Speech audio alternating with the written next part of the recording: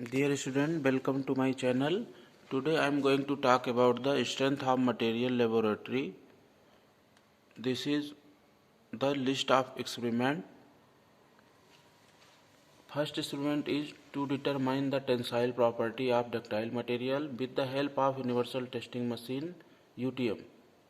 Second experiment is to determine the compressive property of non-ductile material like bricks or concrete with the help of UTM. Third experiment is to determine the compressive strength of brittle material with the help of compressive testing machine. Fourth experiment is to determine the impact strength of material with the help of pendulum type impact testing machine. Fifth experiment is to determine the hardness of material with the help of following method: Rockwell, Brenal and Beaker hardness. Sixth experiment is to perform shear test of various material on UTM.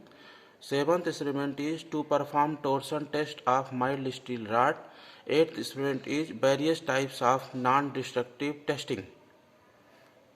So, dear student, I am going to first the universal testing machine. This is our universal testing machine. Here on upper portion you can do the tensile testing. This is the upper jaw, this one is the middle jaw. Mild steel rod is holded between these two jaws. Here in lower side, this setup is for doing the bending operation. If you want to do compression test, then you have to remove this setup and you have to put another holding device like this. Then you can apply the compressive load. This is our loading section. There is another section. This is a control unit. Here there is a two valve. One is there is a two valve. This one is a adjustment, fast, slow. This one is a release valve. This is a release valve and this one is a adjustment valve. This machine is operated by hydraulic. Here you can see the procedure. What are the procedure through which you can do the measurement of tensile strength, compressive strength, bending strength and shear test. The operation performed by UTM is the tensile test, bend test, compression test, shear test. This is the sample preparation. This is result stress strain diagram. This is the procedure. First, you have to measure the dimension of specimen by using scale and vernier caliper. Diameter of the mild steel rod you can measure by using vernier caliper. Total length of specimen, and by using formula pi by 4 d square you can measure the cross sectional area. Mark gauge length at three different portions on the specimen covering effective length of a specimen. Grip the specimen in the fixed head of a machine. Fix the extensometer within the gauge length marked on the specimen. Adjust the dial of extensometer at 0. Adjust the dial of machine to 0 to read load applied. Select suitable increment of load to be applied so that corresponding elongation can be measured from dial gauge. Keep speed of machine uniform. Record yield point, maximum load point, point of breaking of specimen. Remove the specimen from machine and study the fracture. Observe type of fracture. There will be cup cone fracture. Measure dimension of tested specimen.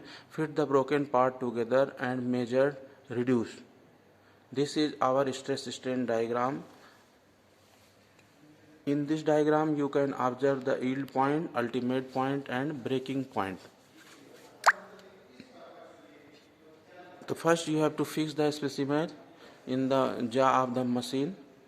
Portion of the specimen has to be gripped as shown in the figure. There you can see which portion will be gripped. During the sample preparation you have to make. This is the mild steel specimen. Fix the extensometer within the gauge length marked on the specimen. Adjust the dial of extensometer at 0. Adjust the dial of machine to 0 to read load applied. This is a weight measuring instrument. So that's all about universal testing machine. Next, I am moving towards torsion testing. This is a polishing. You can do the polishing operation here for preparing samples for doing microstructure study. This machine is a torsion testing machine. So what are the things you have to see? This is our dial indicator. Here the torque value in the kilonewton, 50, 100, 1 per division, 50, after 50, 100, 150, 200, 250, 300, 350, 400, 450, 500. This is the jaws where you have to hold the workpiece. So first you have to hold the workpiece in this, then you have to perform the torsion testing. So there is a procedure through which you can do the torsion testing. Torsion testing machine, sample preparation. So this is a dimension of sample. This portion is having the length 3.8 centimeter and diameter. This portion is will be held in the jar. This portion you have to prepare having this diameter and this length. There will be 3 different sections.